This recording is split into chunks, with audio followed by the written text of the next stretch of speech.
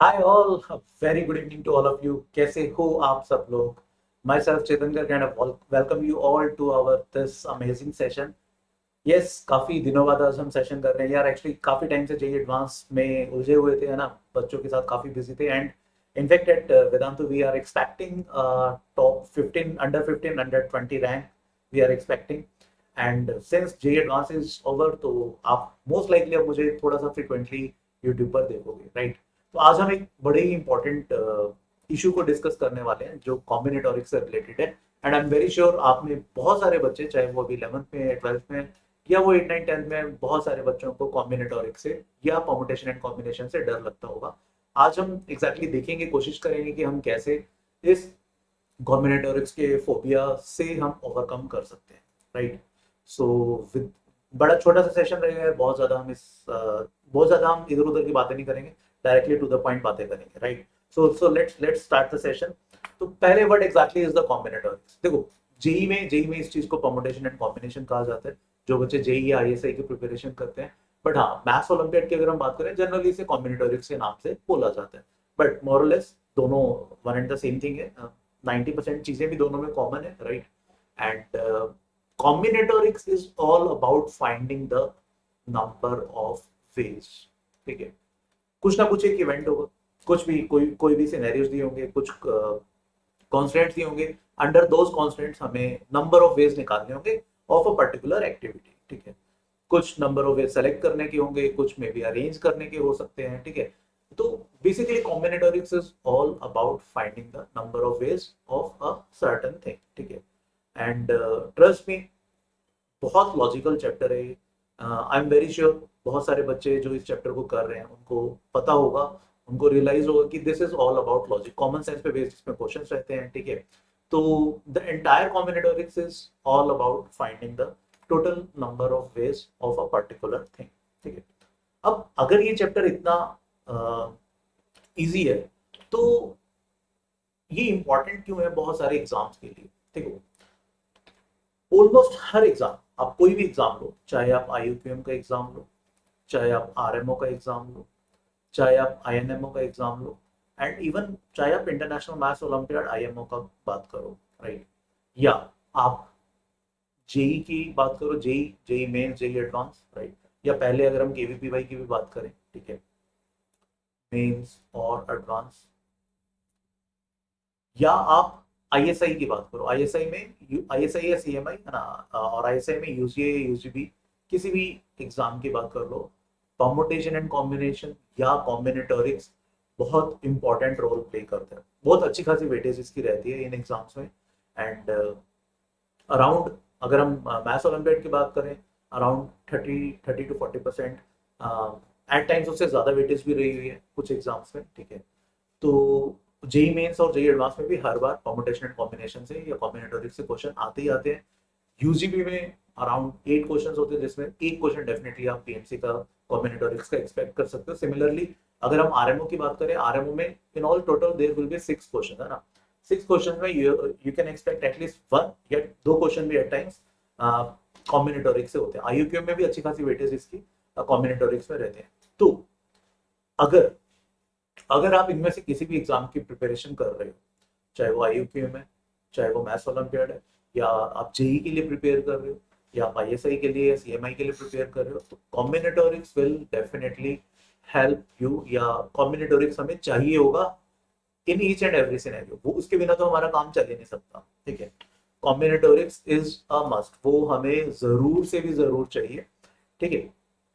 अब main point is कि अगर ये इतना इंपॉर्टेंट है और अगर इतना इजी है, तो why combinatorics is a pain point even for toppers. मतलब मैंने देखा है बहुत सारे बच्चों को, बहुत सारे टॉप रैंकर्स को, जो बाकी सब चैप्टर्स में बहुत अच्छा कर रहे होते हैं, बट कॉम्बिनेटोरिक्स में आके ना वो परेशान हो जाते हैं. कॉम्बिनेटोरिक्स में आके थोड़ा बहुत मतलब चीजें उनसे हो नहीं पाती, क्वेश्चन समझ नहीं पाते. ठीक है. देखो, ऐसा है ना, जनरली दो वजह से होते हैं. जैसा मैंने पहले बताया, कॉम्बिनेटोरिक्स में ऑलमोस्ट हर क्वेश्चन में आपको एक पर्टिकुलर चीज के नंबर ऑफ वेज निकालने होंगे. ठीक है. किसी भी एक पर्टिकुलर चीज को करने के नंबर ऑफ वेज निकालने होंगे. अब आपका जो भी आंसर आया, लेट से आपका आंसर एक्स आया, ठीक है, बट पीछे आंसर की में आंसर वाई था, राइट. अब आपका x जो है या तो y से बड़ा होगा अगर आपका इनकरेक्ट है, और x या y से छोटा होगा। मतलब बेसिकली जो भी आपके नंबर ऑफ वेज आए हैं वो मे बी एक्चुअल आंसर से या तो ज्यादा हो सकते हैं या एक्चुअल आंसर से कम होंगे, ठीक है। अब यहाँ पर बहुत सारे बच्चे बहुत बड़ी गलती करते हैं, वो इस क्वेश्चन का आंसर या मे बी सोल्यूशन अपने किसी फ्रेंड से या टीचर से या मे बी रिटर्न सोल्यूशन में जो भी उनके पास सोर्स अवेलेबल है वहां से वो इस सॉल्यूशन को देखने की कोशिश करते हैं और उनको वो सॉल्यूशन समझ में आ जाता है, वो आगे बढ़ जाते हैं। ये बहुत गलत अप्रोच है, स्पेशली इस चैप्टर में कॉम्बिनेटोरिक्स में। कॉम्बिनेटोरिक्स में अगर आपका आंसर एक्चुअल आंसर से ज्यादा आ रहा है तो डेफिनेटली है ना, आपने कुछ ना कुछ वेज रिपीटेडली काउंट कर लिया।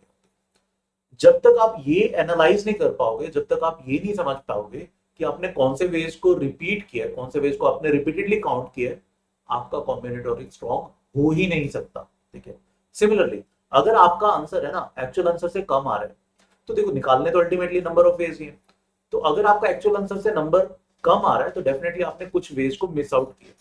वो कौन से वेज मिस आउट हुए वो हमें देखना है, वो देखना जरूरी है। जब तक आपको वो नहीं समझ में आएगा ना, अगेन आपका कॉम्बिनेटोरिक स्ट्रॉन्ग हो ही नहीं पाएगा। तो कॉम्बिनेटोरिक्स को अगर स्ट्रॉन्ग करना है ना, तो एक एक टिप देना चाहूंगा मैं यहाँ पे सबको। अब आपके जितने भी फ्रेंड्स हैं, अगर आप आपस में अपने डिस्कशन करते हो, अपने डाउट डिस्कस करते हो, तो देखो बहुत सारे बच्चों को लगता है कि यार मैं अपने फ्रेंड्स के डाउट डिस्कस करूंगा तो मेरा टाइम वेस्ट होगा, है ना। बट स्पेशली इस चैप्टर में कॉम्बिनेटोरिक्स में मैं आपको ये सजेस्ट करूंगा, जितने आप औरों के डाउट्स देख सकते हो ना, सॉल्व कर सकते हो, जितना आप करोगे उतना ही ज्यादा आपका ये टॉपिक स्ट्रॉन्ग होगा। क्योंकि क्यों ऐसा, क्योंकि अभी मान लो एक क्वेश्चन है, आपको आपसे वो हो गया, ठीक है, आपने जो सोचा आपने वो एग्जीक्यूट किया, कैलकुलेट किया और आपका नंबर ऑफ वेज मैच कर रहे हैं, बिल्कुल ठीक है। बट आपका एक फ्रेंड है, उसके नंबर ऑफ वेज मैच नहीं कर रहे, क्यों? क्योंकि उसने कुछ और थॉट प्रोसेस लगाया और उसका may be number of veg थोड़े ज्यादा आ सकते हैं, मतलब उसने कुछ रिपीटेडली काउंट कर लिए, या कुछ नंबर ऑफ वेज कम हो सकते हैं, मतलब वो कुछ वेज मिस आउट कर लिए, ठीक है। दोनों सिनेरियोज में हो सकता है सिमिलर से मिस्टेक या सिमिलर सा थॉट प्रोसेस आपका किसी और क्वेश्चन के लिए बने। तो इस पॉइंट पे ना, अगर आपने उस बच्चे के, जो भी आपका फ्रेंड है, कलीग है ना, उसके सॉल्यूशन में अगर आपने एरर निकाला है, तो आप बहुत कंफर्टेबली जब भी इस टाइप के प्रॉब्लम में आप फंसोगे तो आप बता पाओगे कि ये आपने कहां पर यहाँ पे गलती की है। और है ना, देखो बहुत सारे बच्चे जो अभी चाहे जेई की प्रिपरेशन कर रहे हैं, उनको लगता होगा यार हमें समझ में तो आ जाता है, बट हमेशा हमसे ना परमुटेशन एंड कॉम्बिनेशन का या कॉम्बिनेटोरिक्स का क्वेश्चन होता नहीं है, क्योंकि वही मतलब नंबर ऑफ वेज हमें ना, एक तो बहुत सारे बच्चे लॉजिकली इसको सोच ही नहीं पाते हैं, ठीक है। मतलब जैसे कभी भी अगर एन का कोई भी नंबर है एन, तो बच्चों को लगता है अच्छा एन फैक्टोरियल। अगर दो नंबर है, एक है एन और एक है आर, तो बच्चों को लगता है अच्छा एनसीआर। नहीं भैया, हर चीज का यहाँ पर एक कंसेप्चुअल मतलब है। एन फैक्टोरियल का there is a logical meaning, कि क्या एन फैक्टोरियल का मतलब है, एनसीआर का क्या मतलब है, वो एक लॉजिकल मीनिंग है वहां पर। जब तक हम वो मीनिंग नहीं यूज करेंगे, जब तक हम उसको मीनिंगफुली अप्लाई नहीं कर पाएंगे, तो डेफिनेटली फिर हमारा ये चैप्टर स्ट्रॉन्ग होगा ही नहीं, ठीक है। तो अगेन मतलब बहुत सारे बच्चों को ये चीज पेन पॉइंट रहता है बच्चों का कॉम्बिनेटोरिक्स का, नॉट बिकॉज कि उनको समझ में नहीं आया, नॉट बिकॉज कि उनकी प्रैक्टिस कम है, बट बिकॉज कि वो एरर्स फाइंड आउट नहीं कर पा रहे। और बहुत है ना, बहुत कॉमन से एरर होते हैं जो बच्चे कमिट करते हैं। वो एरर्स मतलब कहाँ पर वेज हम मिस आउट कर रहे हैं, बहुत सारे है ना जनरल से अप्रोचेस होते हैं, जो जनरल से मेथड्स होते हैं जिसमें एरर्स रिपीट हो जाते हैं, वेज रिपीट हो जाते हैं या वेज मिस आउट हो जाते हैं। वो एरर्स आइडेंटिफाई करना बहुत जरूरी है, ठीक है। जब आप वो एरर्स आइडेंटिफाई कर लोगे ना, तो आपका जब आंसर जब भी गलत आया करेगा, आपको रियलाइज होगा कि अच्छा यार मैं यहाँ पे ये गलती कर रहा हूँ। और ऐसे अगर दो तीन क्वेश्चन प्रैक्टिस कर लेते हो तो फिर आगे कभी भी आप है ना गलती नहीं करोगे, राइट। अब now come the main point कि हम कॉम्बिनेटोरिक्स की कैसे प्रैक्टिस कर सकते हैं, ठीक है। बट उससे पहले मैं मतलब आपको दिखाना चाहूंगा कुछ क्वेश्चंस के थ्रू कि कितना आसान है combinatorics. Let's see how easy is this combinatorics. मैं जस्ट दो क्वेश्चंस लूंगा, ठीक है। एक आईयूक्यूएम का 5 मार्कर क्वेश्चन है, 5 मार्क्स का। उस टाइम पे मतलब 12 क्वेश्चन से out of 40 there was a cut off 8 marks, है ना। तो 2021 की बात कर रहा हूं मैं। और 8 मार्क्स की कट ऑफ थी, जिसमें एक 3 मार्क्स का बोनस भी था, ठीक है। तो अगर अगर किसी ने ये वाला क्वेश्चन कर दिया जो कि 5 मार्क्स का था, तो उसका आईयूक्यू में क्लियर हो जा रहा था, उसको सर्टिफिकेट मिल रहा था और वो नेक्स्ट स्टेज के लिए एलिजिबल था। क्वेश्चन देखते हैं, ये कह रहा है in how many veg can 4 married couples sit in a merry go round with identical seats such that man and woman occupy alternate seats and no husband seats next to his wife. ठीक है, तो एक merry go around है भाई, ठीक है, जिसमें seats identical है, ठीक है, चार मैरिड कपल्स हैं तो देयर आर बेसिकली 8 सीट्स, सभी सीट्स आइडेंटिकल है, और यू कैन से हम अगर टेबल को घुमा दें तो कोई फर्क नहीं पड़ेगा इनिशियली, ठीक है, जब तक कोई एक सीट फिक्स नहीं होती। अब अगर आप 7th क्लास में हो, 6th में हो या 12th में हो, आपको इस पर्टिकुलर क्वेश्चन के लिए कोई कॉम्बिनेटोरिक्स की नॉलेज की जरूरत नहीं है, बहुत आसान सा क्वेश्चन है, एंड मतलब this was a question of 5 marks. अब बच्चे बच्चे क्या होते हैं, बच्चों में फोबिया इतना बड़ा है ना कॉम्बिनेटोरिक्स का, कि यार ये कॉम्बिनेटोरिक्स का क्वेश्चन हम कुछ ना कुछ गलती कर देंगे, हम इसको अटेम्प्ट ही नहीं करते। इंटरेस्ट में बहुत सारे बच्चे जिनका आउट ऑफ 40 अराउंड मतलब 20 प्लस स्कोर भी बन रहा था, वो भी इस क्वेश्चन को छोड़ के आए थे या गलत करके आए थे। क्यों? जस्ट एक सिंपल से फोबिया की वजह से। मतलब इतने मुश्किल मुश्किल अलजेब्रा के, इतने मुश्किल मुश्किल बाकी टॉपिक्स के क्वेश्चंस कर लेंगे, बट हाँ कॉम्बिनेटोरिक्स में आते ही उनकी हवा गुल हो जाती है। क्यों? क्योंकि फोबिया फोबिया इतना ज्यादा क्रिएट हुआ। तो अब देखते हैं इस क्वेश्चन को। ये कह रहा था कि भाई अपने को 4 मैरिड कपल्स सिट करने हैं और ऑल्टरनेटिवली सिट करने हैं, है ना। जैसे लेट्स से ये डॉट वाली पोजीशंस हस्बैंड्स की होगी, तो विदाउट डॉट वाली पोजीशंस लेडीज की हैं, राइट, वाइफ की हैं उनकी, राइट। अब एक और कॉन्स्टेंट है कि कोई भी हस्बैंड अपनी वाइफ के एडजेसेंट नहीं बैठना चाहिए, या कोई भी वाइफ अपने वाइफ और हस्बैंड बेसिकली टुगेदर नहीं हो सकते, एडजेसेंट ऑल्टरनेट सीट्स पे नहीं बैठ सकते हैं, ठीक है। अब 4 मैरिड कपल्स हैं तो हस्बैंड मान लेते हैं हम H1 H2 H3 H4, 4 husbands हैं, और let's say W1 W2 W3 W4 दे ये उनकी रिस्पेक्टिव स्पाउस हैं, राइट। अब क्योंकि आइडेंटिकल सीट्स हैं तो फर्स्ट सीट हम किसी भी तरीके से मतलब ऑल आर आइडेंटिकल सीट, मान लो H1 को हमने कहीं पे भी बिठा दिया, H1 को यहाँ पे बिठा दिया, ठीक है। क्योंकि सीट्स आइडेंटिकल थी तो फर्स्ट बंदा जहां मर्जी बैठ जाए, that is one and the same thing, but अब उसके बाद चीजें लीनियर की तरह ट्रीट करेंगे, बिकॉज ऑफ H1 से लोग रिलेट कर पाएंगे सीट्स को, है ना। अब देखो H1 अगर इधर बैठ गया तो H1 की वाइफ के लिए ये ऑप्शन और ये ऑप्शन क्लोज हो जाता है, तो only there are 2 options for H1 का वाइफ, है ना, W1 के लिए। तो there are 2 options for W1, तो मैं W1 लिख देता हूँ, ठीक है। ये दो तो खत्म हो गई पोजीशंस, इन दो ऑप्शंस पे थे, एंड लेट से हमने W1 को, लेट्स अज्यूम हमने यहाँ पर W1 को सेट करा दिया। दो ऑप्शन थे और दोनों सिमेट्रिकल हैं, चाहे ये वाली पोजीशन मान लो या ये वाली मान लो, है ना, both were symmetrical positions, right.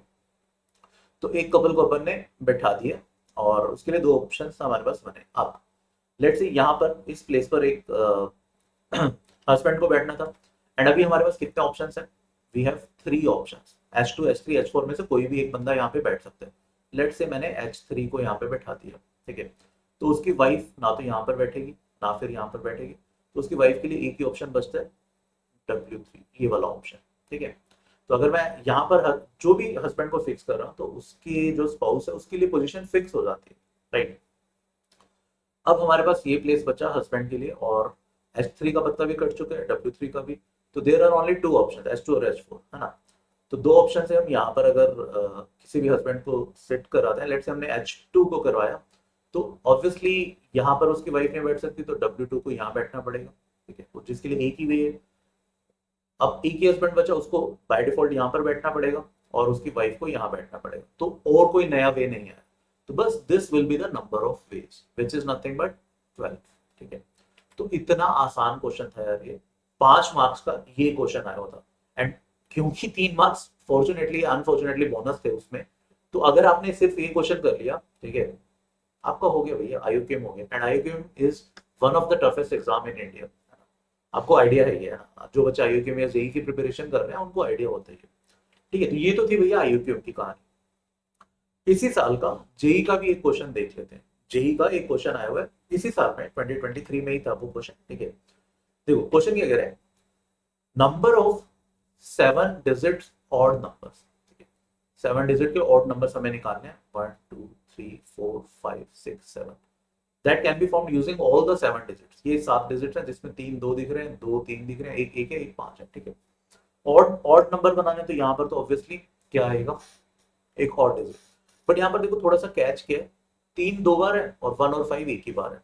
तो मैं 2 केसेस बनाता हूँ, एक बार तो यहाँ पर मैं 5 या 1 में से कोई एक चीज रखता हूँ, ठीक है, 5 या 1 में से कोई एक चीज रखने के देयर आर 2 ऑप्शंस, मतलब मैंने 1 रख दिया या 5 रख दिया, कोई भी एक रख दिया, ठीक है। Now I am left with 3 2s है ना, एंड दो तीन बचे हमारे पास, और एक नंबर x मान लेता हूँ, इट कुड बी आइदर 1 और 5, दोनों में से कोई भी एक बचा है हमारे पास. Now I have this 6 digits and I want to place them on 6 available places, है ना. इन 6 places पर मैं ये 6 digits रखना चाहता हूँ. एंड जिन्होंने थोड़ी सी भी प्रिपरेशन की हुई है उनको आइडिया होगा कि इसको अरेंज करने के number of ways are 6 factorial upon जो चीज जितनी बार रिपीट होती है उसको उतने फैक्टोरियल से डिवाइड कर दो, मल्टीप्लाइड बाय फर्स्ट प्लेस के जो वेज थे दैट वाज 2, है ना. ये कितना बन जाता है, this become 6 factorial upon 3 factorial. 6 factorial is nothing but 720, 3 factorial is 6 and this is nothing but 120. अब हम देखते हैं कि अगर हम यहाँ पर 3 रखते हैं, 3 को रखने का एक ही तरीका है, 3 को उठाया और चिपका दिया. ठीक है. अब अपार्ट फ्रॉम 3 कितने हमारे पास नंबर्स बच जाते हैं इस सेकंड केस में, 3 2 1 3 1 1 1 5. ठीक है, ये 6 नंबर बचे. इसको अरेंज करने के how many ways are there, 6 factorial upon जो चीज जितनी बार रिपीट कर रही है उतने फैक्टोरियल से डिवाइड कर दो. This again comes out to be 120. ठीक है. तो क्या कहानी बनी, बेसिकली फर्स्ट केस में भी 120 वेज, है ना, सेकंड केस में भी. तो टोटल वेज कितने हो गए, total ways are nothing but 240. इन दोनों का एडिशन, दैट्स इट, है ना. अब जैसा आप देख सकते हो ये क्वेश्चन आईयूक्यूएम का था 5 मार्क्स का, कुछ भी नहीं था क्वेश्चन में. ठीक है, ये क्वेश्चन जेई का कुछ भी नहीं है क्वेश्चन में, बट स्टिल बच्चे कर नहीं पाते यार. क्यों, क्योंकि कॉम्बिनेटोरिक से डर लगता है. क्यों, क्योंकि वो कंसेप्चुअली नहीं सोच पा रहे. वो जो एरर्स है ना, एरर्स जो आइडेंटिफाई करने थे कि कहां पर वेज रिपीट हो रहे हैं कहां पर नहीं हो रहे हैं, वो आइडेंटिफिकेशन ही नहीं हो पा रही है. ठीक है. अब कैसे इस फोबिया को दूर कर सकते हैं, देखो एक है ना, हम लोग कोर्स लेकर आ रहे हैं यहाँ पे कॉम्बिनेटोरिक्स का, स्पेशली कॉम्बिनेटोरिक्स का, just to remove this phobia जो बहुत सारे बच्चों में है. लाइव कोर्स है. ठीक है. स्टार्ट डेट 22 ऑफ जून है, तो बड़ी जल्दी स्टार्ट होने वाला है. क्लासेस होंगी 3 days a week, Tuesday Thursday and Saturday को. ठीक है. क्या क्या चीजें हम इस कोर्स में कराएंगे, there will be 21 live lectures. किस पर, ऑब्वियसली ऑन स्पेशली कॉम्बिनेटोरिक्स के लिए फर्स्ट टाइम हम कोर्स लॉन्च कर रहे हैं. ठीक है. पूरा स्टार्टिंग से लेकर एंड तक सिर्फ और सिर्फ combinatorics, permutation and combination, that's it. ठीक है. अपार्ट फ्रॉम दैट 3 आरएमओ के थॉट बिल्डिंग लेक्चर्स होंगे जिसमें थोड़े हायर ऑर्डर की क्वेश्चंस को कैसे टैकल करना है वो सब चीजें बताई जाएंगी.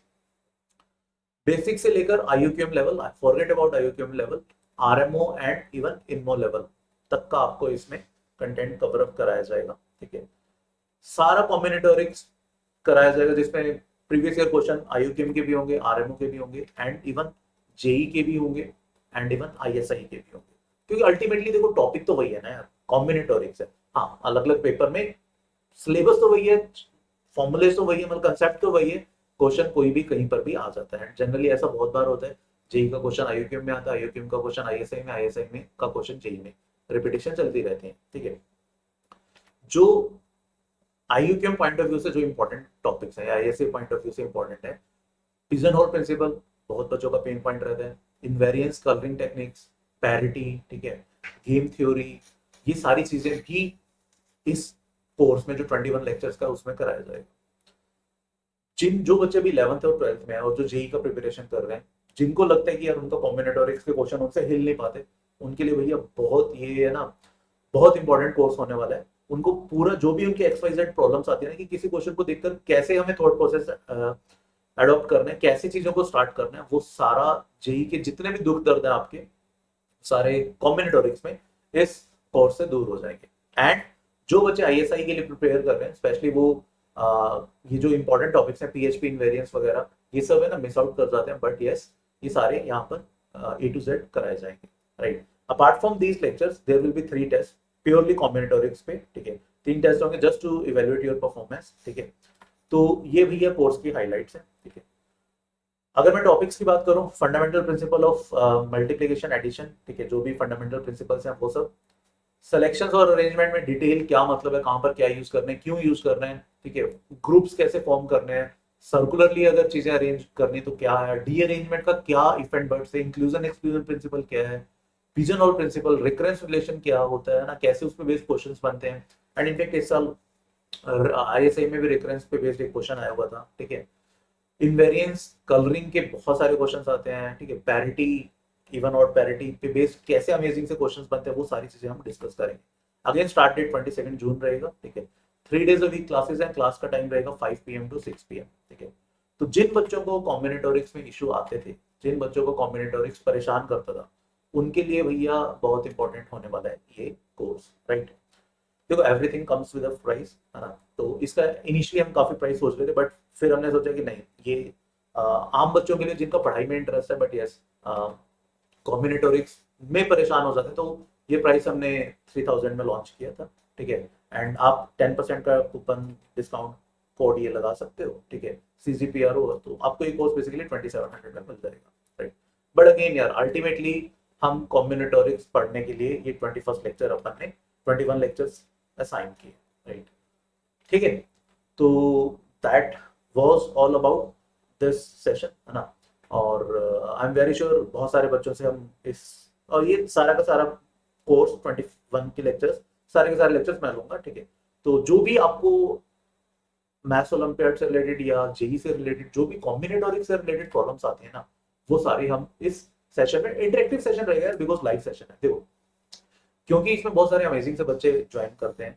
तो हर बच्चे का ना थॉट प्रोसेस, जैसे कई बार क्या है कि भाई आप एक कॉम्बिनेटोरिक्स में आप एक थॉट प्रोसेस से सोच रहे हो, है ना। आपको अपने आपने प्री डिफाइंड आपका थॉट प्रोसेस है, आपने वो किया, आपका आंसर आ गया। बट पैरेलली एक बच्चे ने किसी और तरीके से सोचा, वो तरीका सही लग रहा है, मैं अगर वो तरीका आपको बताता हूँ कि भैया इसने इस तरीके से सोचा, इसमें क्या गलती है, आप हो गया यार इसका भी तरीका सही है, बट इससे इसके तरीके से आंसर मैच नहीं कर रहा। क्यों? अगेन कहानी वही की वही कि कुछ वेज या तो रिपीट हुए होंगे या कुछ वेज मिस आउट हुए होंगे, वो चीज आइडेंटिफाई करना जरूरी है। तो वो चीज है ना, इस कोर्स के थ्रू काफी फ्रिक्वेंटली आपको वो समझ में आएगी, ठीक है। तो भाई लेट्स सेशन में मिलते हैं अब हम, है ना। 22 जून को मिलेंगे कॉम्बिनेटोरिक्स के सेशन में, और बड़े ही 21 अमेजिंग से सेशंस हम करने वाले हैं इसमें। तो सी यू देयर, राइट। तो bye bye, thank you till then, please take a very good care of yourself, bye bye.